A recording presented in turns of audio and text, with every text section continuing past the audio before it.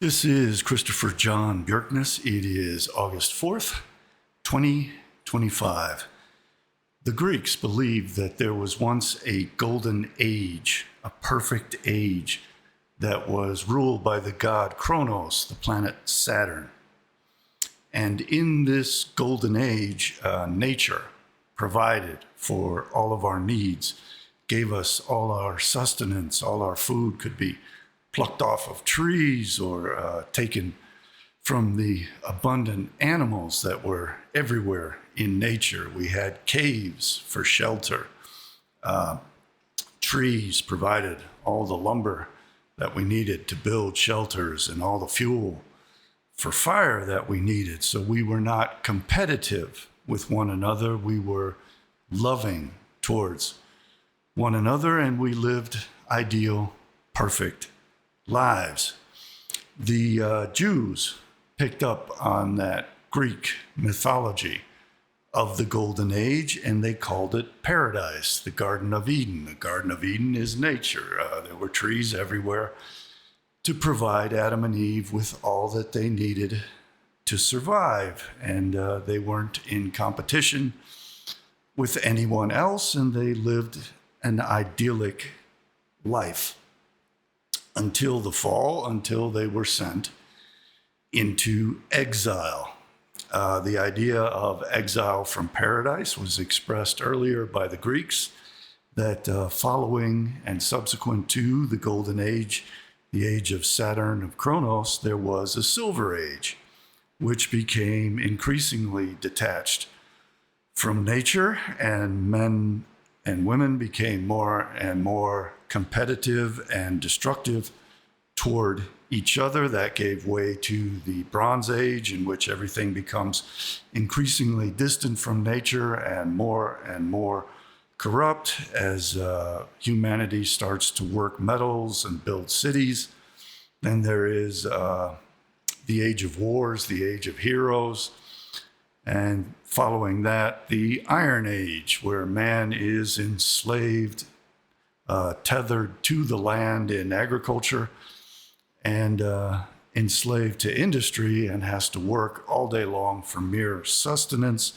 Men and women are competitive now, and we have to fight with each other and struggle to survive, and children disobey their parents and resent and hate their parents, and there's a constant war between parents, grandparents, and children. The generations don't relate to one another and resent one another and view one another as corrupted and the source of their own problems.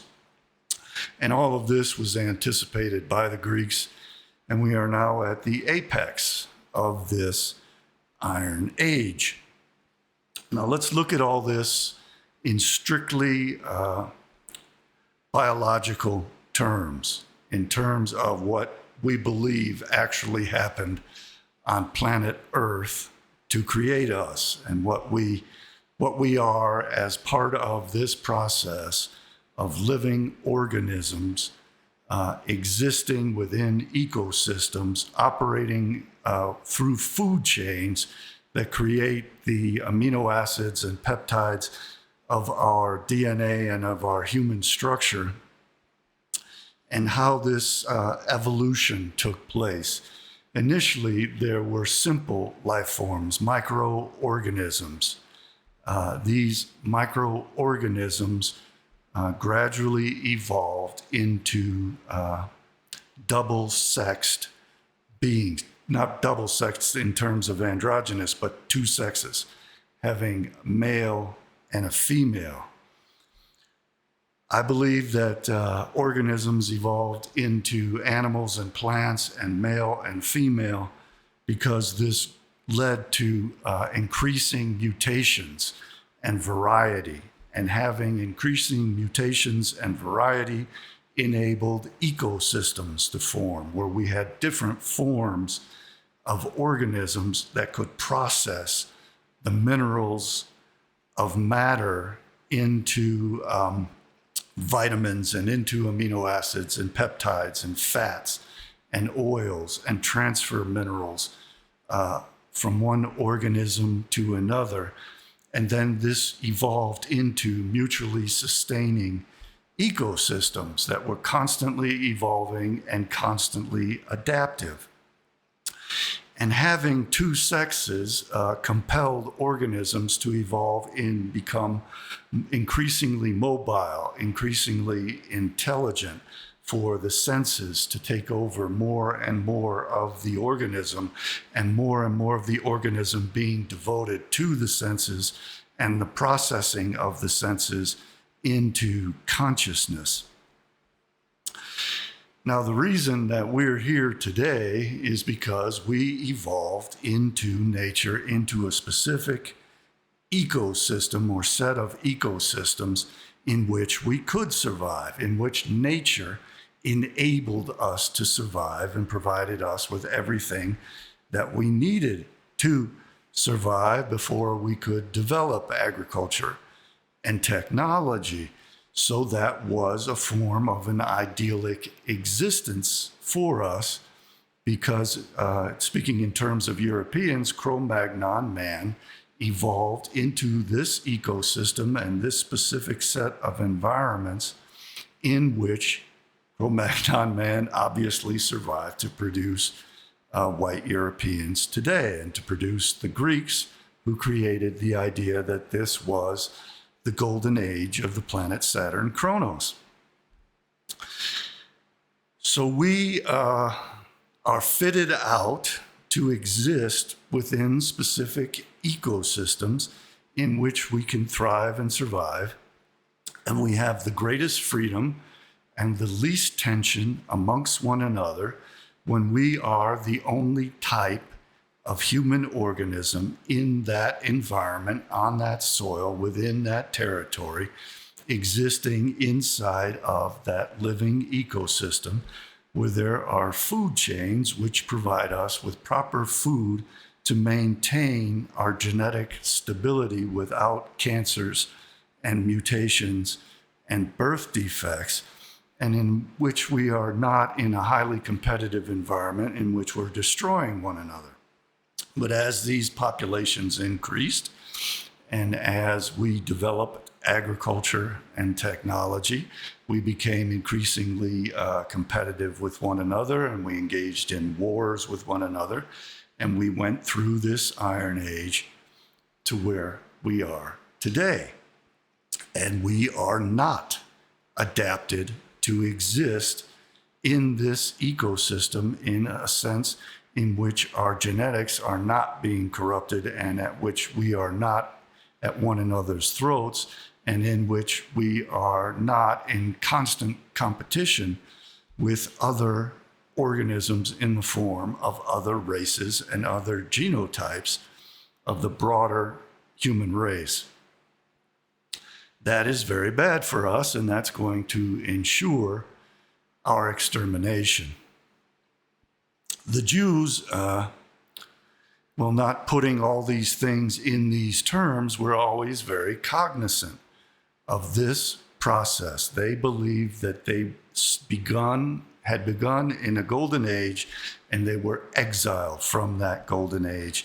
And that exile, which to the Greeks meant going through a progression of metallic ages and a heroic age, to the Jews ultimately meant being forced to live on planet Earth among Gentiles. And that planet Earth is a hostile environment for them because they don't really adapt well to living in nature, and they are parasitic upon the Gentiles.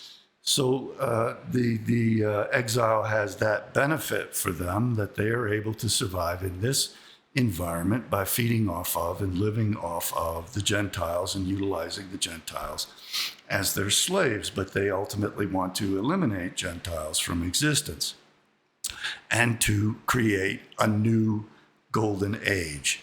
Now let's look at that in these biological terms.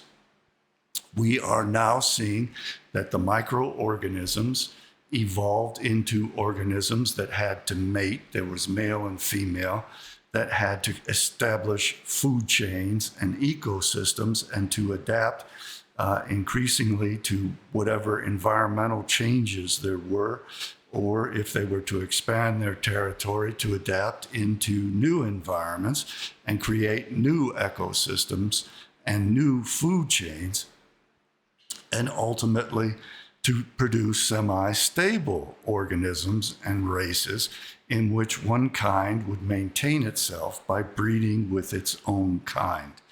The Jews anticipated that they could destroy Gentiles by throwing different kinds of people into conflict and to miscegenating different people so that people no longer breed after their own kind and produce different kinds. Now, that was one of the great initial benefits of living organisms evolving into sexes. But we now have a situation where if you have a black parent and a white parent, the offspring is no longer black or white, but is some kind of different hybrid. And we have increasingly carcinogens and other toxins being thrown into our environment. And we have mRNA vaccines and all kinds of genetically altering environmental conditions which are corrupting and changing us. And I can see it within my lifetime. The younger generation now is no longer human. They are hormonally different. They are increasingly sterile. They don't think normally. They don't behave or act normally. And it's more than their inculcation through education. There are genetic changes taking place in human beings on multiple levels.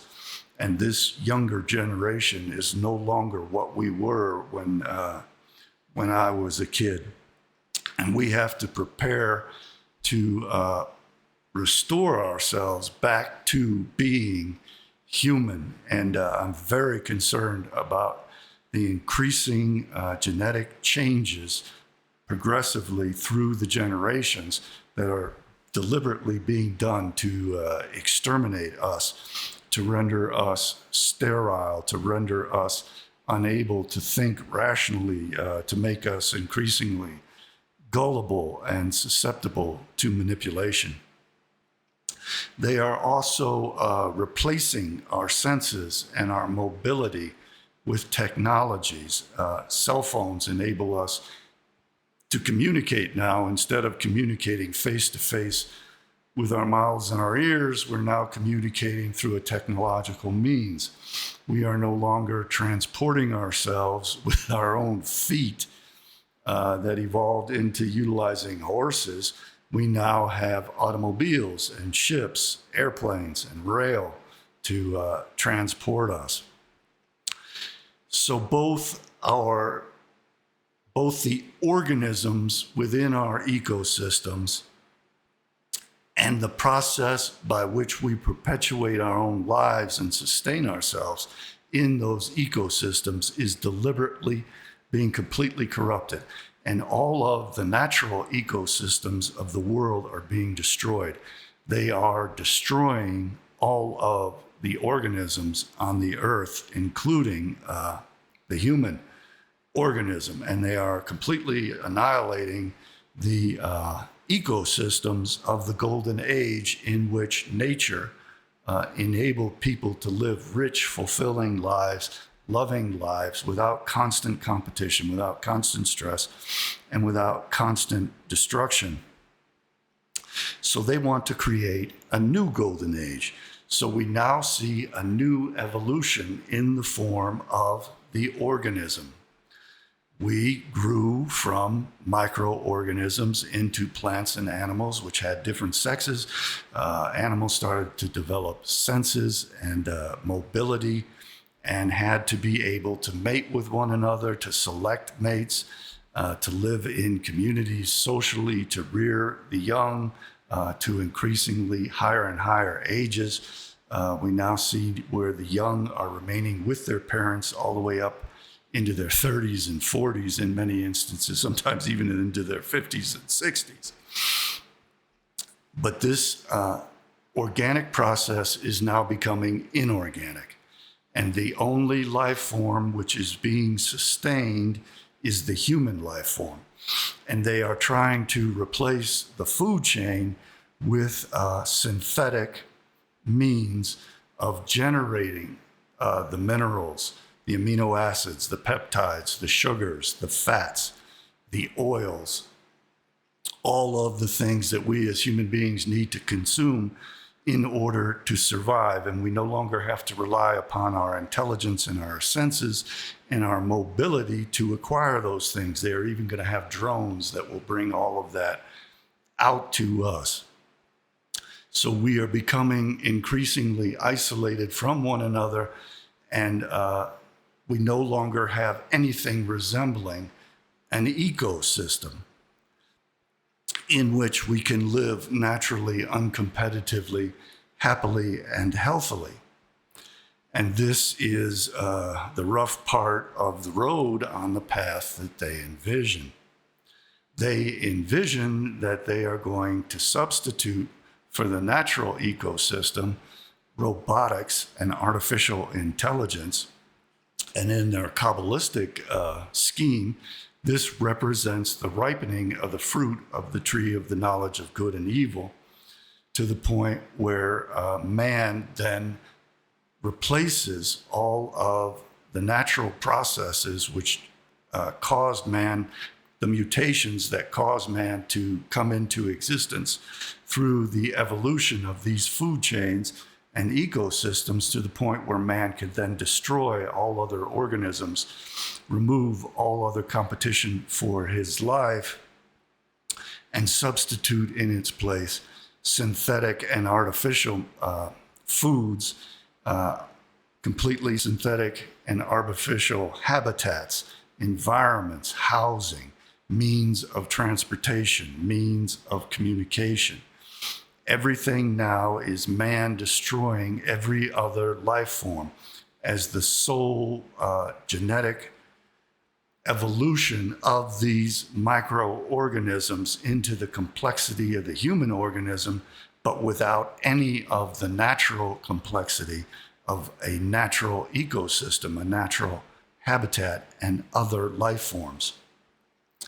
The Jews want to take that a step further and eliminate all other human life forms, to the point at which they become the sole evolution of these microorganisms, which they then want to mutate into an androgynous, truly double-sex form of both male and female, with the new version of the human head having two faces, a male and a female, either split down the middle, or with two heads on their shoulders, or with one face facing out and one face facing out the other way, or with a male face on the front and a female face on the back. They are experimenting with all these things and have been for thousands of years, as they try to manufacture homunculi in glass vases and through alchemical means, with putrefied semen and all other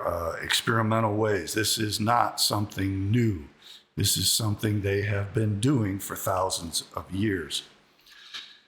So they want to also take control of all territories. They want to take control of the other planets and create artificial habitats, environments on the other planets in which they can survive. And ultimately, they want to become interstellar and intergalactular. And they want to create subterranean environments in which robots and artificial intelligence enable them to create this new golden age of the planet Saturn, or the god Kronos, in which they can create, instead of food chains and instead of natural ecosystems, environments in which technologies will enable them to have robots do all these things for them, and to create all the necessary means of sustenance, and to enable the production of these immortal androgynes, which they foresee manufacturing out of themselves, out of their DNA, as the ultimate apex of life on Earth, branching out into the rest of the universe, and doing it without any other life forms. Of course, within the human being, we have various, especially in our gut and on our skin, all kinds of microorganisms, and we are a composite, essentially, of related genetic cells that breed out from stem cells. I don't want to digress too much in all this. So what does this mean for us as the evolution out of Cro-Magnon man into modern European man? It's very significant because the Jews are setting up all kinds of preparations to completely destroy the natural environment and to ensure that European man cannot enter a golden age which resembles the natural golden age of our ancestors in which we evolved. And they believe that they are a different type of organism that exists in a completely different universe, and that they have been exiled among us on planet Earth, and their mission is to rectify the Earth by getting rid of us and by getting rid of nature. And they will then create a new golden age, a new paradise, a new Garden of Eden, which is completely engineered by them. I'm the only person in the world talking about this. We have to face these coming changes to our reality if we want our organism to survive and perpetuate our kind, and we are not doing it.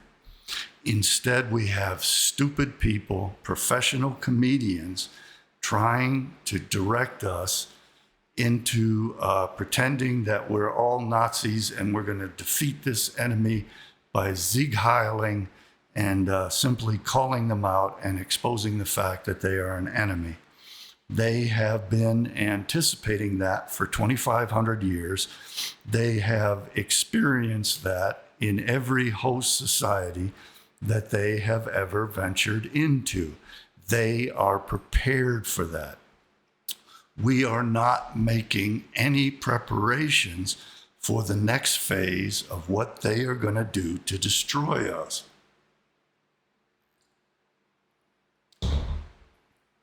And part of those preparations that they have is to put forward false shepherds as our leaders, Judas goats, Pied Pipers, to tell us, hey, we got to beat these Jews, and the way we're going to do it is we're going to side with Putin, we're going to side with Xi Jinping, we're going to attack our own society and degrade ourselves and say that our enemies are out to save us by killing us off.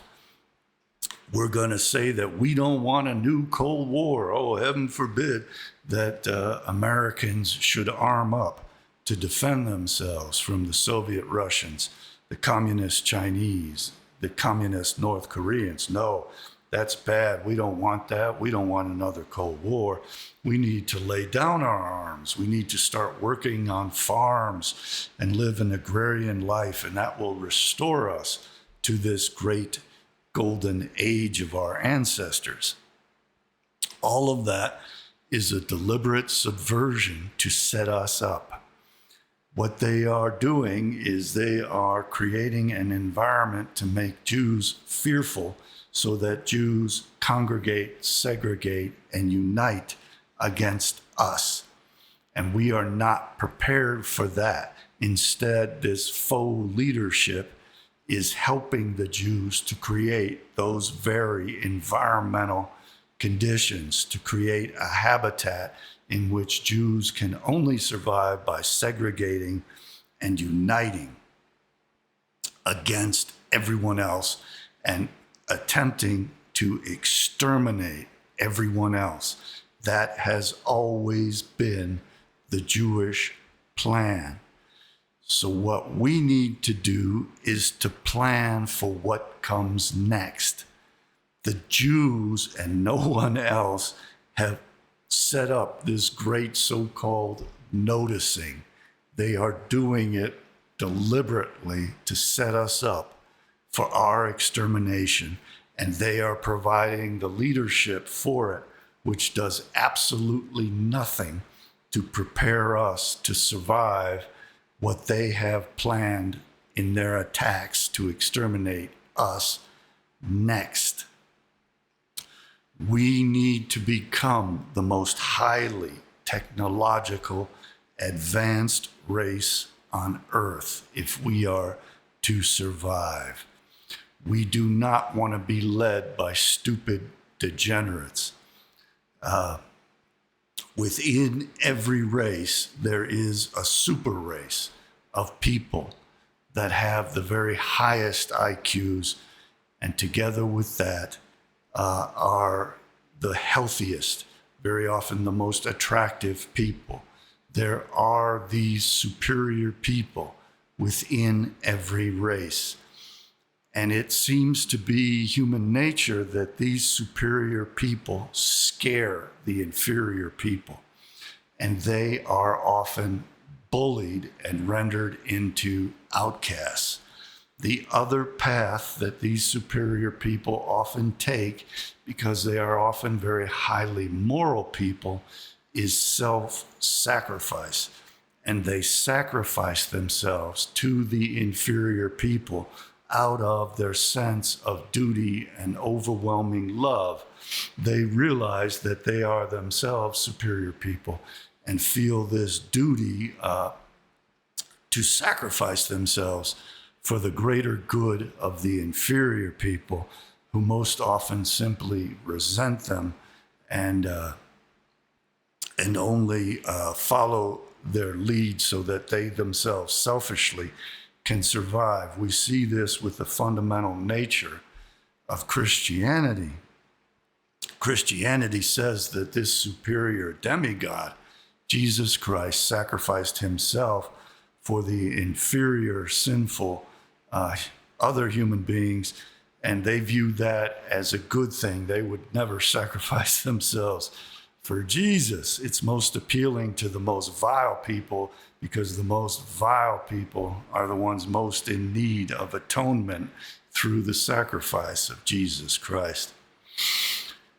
So I want to join with other super geniuses, people with IQs above 150, hopefully above 170, who are healthy genetically, healthy in their bodies, healthy in their minds, who want to survive and who have to buck this internal instinct of self-sacrifice or of becoming outcasts and congregate to form a new society and a new super race that is able to survive the mass and the momentum of the inferior people within the white race, who are dragging down the entire race and enabling this enemy to exterminate us through their laziness, through their degeneracy, through their idiocy, and through their gullibility. They are a tremendous liability, and they're leading the race into its own demise. So we have to not try to go back to the golden age of our ancestors, of Cro-Magnon man, who evolved within a specific set of environments with specific food chains, who developed their technologies and their lifestyles to take advantage of the soils and the natural environment which presented itself to them, and enabled them to breed with one another and to make best use of this evolution of life on Earth into this modern white European form. We have to face the reality that this enemy is destroying all of the ecosystems and the food chains in which we evolved in order to have a sustainable and enjoyable natural life.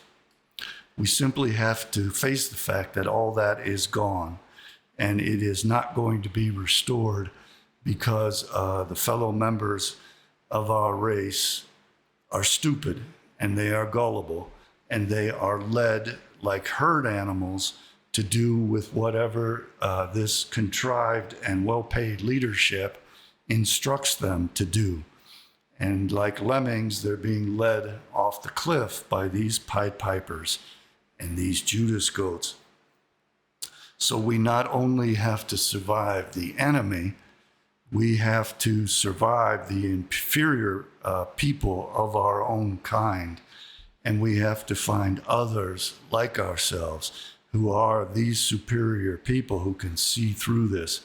And it's difficult because we are very few in number, a very small percentage of 1%, a small fraction of 1%. But that also has its advantages if we exploit those advantages, because we are so much smarter, and because some of us can even communicate telepathically, not in any magical or spiritual sense, but through normal physical processes. The reason why it seems mystical and magical to most people is because